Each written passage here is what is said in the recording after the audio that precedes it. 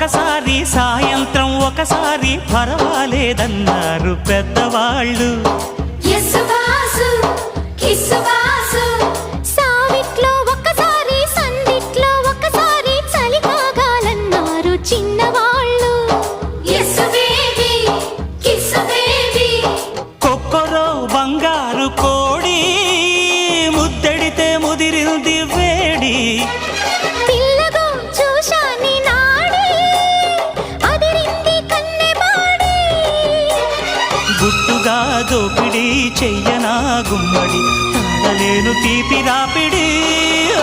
నిన్నేమడగను ఎట్టాడగను ఒకసారి ఒడిలోకి రారమ్మని.